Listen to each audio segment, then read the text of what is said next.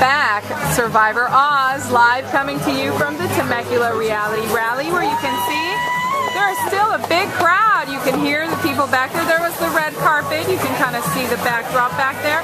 And look at this. I told you I would be bringing you the best, what the other booths don't have. Look at here. We have here, this is one of the teams. Are you guys one of the teams in the rally? Team Superstars! There you have it, Team Superstars. And they're here precisely because you guys are pretty much Survivor Oz. You guys are fans and friends of the show Survivor, right? Yeah, they're cheerleaders. There they are. You can hear them cheering. And these fabulous outfits. Look at that. They have it going on. So now, what is your name? My name is Jennifer Sterling. So Jennifer, I want to hear a little bit about your thoughts, since you guys are, very, very serious watchers of Survivor. I want to hear your thoughts about what's going on right now on Survivor. Well, who's your favorite? Quite honestly, who's your least favorite, and why? Well, I could tell you, like all the other ladies, that Malcolm is by far my favorite. Because he. Why? Well, because he's so charming, and he's such a good talker, and I like men with good talking. But he actually talks the talk. I'm gonna say that was TMI. Oh wait, okay.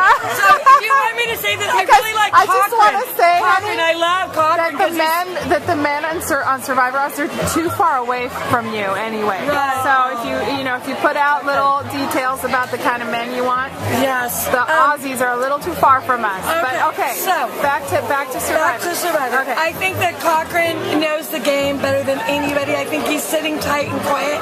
I think we're going to see more Cochran later on. I think I've been hearing that comment quite a bit. I think that he's being very strategic right now. I think everyone's going to get tired of Philip, CIA guy. I don't know.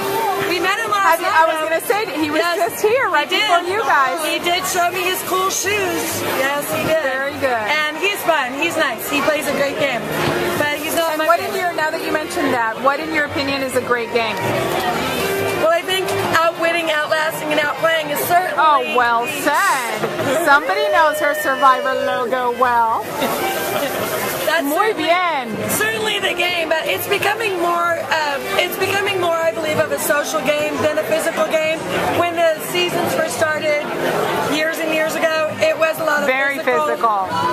But now I think even when you go to tribal and Jeff starts manipulating the tribals. We love our Jeff at Tribal Council. Jeff is becoming more verbal than ever before. Wow, honey, I thought he was super. There she is, Cristina! This is our team. This is a perfect team for Cristina because she is, in my heart at least, she's a superstar. And I know for a lot of Survivor followers as well, Cristina is a strong woman. Real deal. She is the real deal. I admire her tremendously. Because Cristina Coria is a strong woman, but I happen to have the blessing of knowing her very personally, and this woman is thoughtful, considerate. She is a person lover, and she sends so much positive energy and love and support.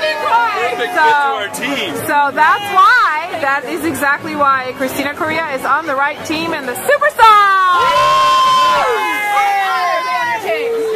So yes, back to what we were talking about, that you were saying about the game becoming now more of a social game. So let's keep going back to that, because I feel in my season, which is right around the corner from Cristina's season, I think at our point, juncture of the game, the Survivor game was very even. It was very much a mixture, half and half, of the physical challenges and the other half being the social and the strategizing. But now you're making an observation that you think, as of late, it's becoming more of a social. More of a social game. I think we're really looking as fans for someone that we can relate to. You're like, oh, that reminds me of my ex-wife or my sister or my mom. Good point. That's, I would have said the exact same thing, and that's who I want to win. Is somebody who's playing the game the way I would be playing it, and be forward thinking exactly how they are thinking through the game. Very good. And now I'm going to focus on Cristina, who is actually a player of the game of Survivor. First of all, look Cristina, we get to send our love, so come give a shout out to Survivor Oz. Survivor Oz. I need you to come around all the way around because we need Cristina to sign the Survivor Oz poster. So go ahead and do that. And while you're signing, tell me if you are you watching this season by any chance? No, I haven't had a chance to watch it. I know a lot of us, I haven't had a chance to watch most of it either. But tell me now, so let's talk about your season. You were on, she was on one of the most controversial seasons because they decided to divide the survivors by race. Yes, that was the first year Cristina was on that, and Cristina was on in the Latino or the Hispanic tribe. Yes. So Cristina, she's my fellow Latina. Tell me, what did you think? You know, when you landed, did you know that that was going to happen? We didn't know until we actually got on the island, and Mark Burnett told us we'd be split up in races. And it was an interesting concept, but you know, it's like anything else. I mean, everyone is a mixture of everything. We're a melting pot. So it really didn't change anything and do anything. You didn't think that it did? No. But be honest, did you see within, because you guys were divided into these groups. Now, did you observe, because you had to observe the other groups from afar, you are not in those tribes with the other ethnicities. So tell me a little bit about the dynamics within our Hispanic and our Latino people. Do you think that we were divided within our Latino race? Well, you know, I think in every race they have problems with people in their own race, because you know, like people from, say, from an Asian culture, they can be people from the Philippines or from Japan or China or from Korea, and a lot of them have problems against each other. So they don't want to be called one thing because they don't want to be put into one group. The same thing with the Hispanic tribe, the same thing with any tribe. I mean, people were a mixture of everything. People from Spain, people from Mexico, Puerto Rico, Nicaragua, Honduras, you know, you name it. And you noticed, and you noticed that played out. So it's interesting. I think that on your season there was a lot going on. A lot of what happens in real life, and now specifically with the race issue, played out.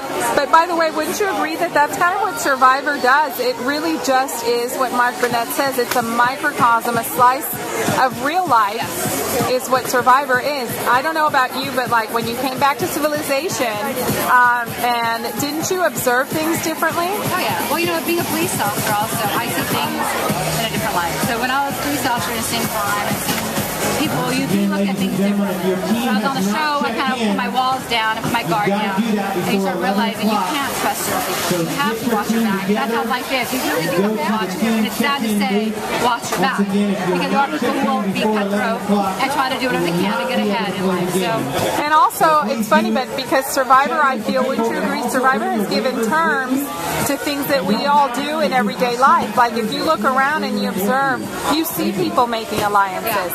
We just don't call it that. Exactly. Well, especially in law enforcement. In law enforcement, you see people strategizing, and you see people going into tribal councils, so to speak. And you definitely, in real life, see people voting people off. So it's interesting. Now, I don't know if that's just my projecting my what I have named post-traumatic survivor disorder. Oh, there it is. Yes, there it is. Exactly. We are live. I love it. On that note, look at that. They can't even stay on it. Nice. Say that It's again. so hot that they can't even stay on the hook. You heard it right here. Oz is off the hook. It literally, our sign just fell, our poster just fell off the hook because Survivor Oz is off the hook. Well said by one of our biggest supporters here. So Cristina, look at her, she's trying, don't worry about it. Don't worry about it. Trying to get our Survivor Oz back on top there. Cristina Coria, thank you so much. Thank you very much. Survivor Oz, you rock. Thank you. They need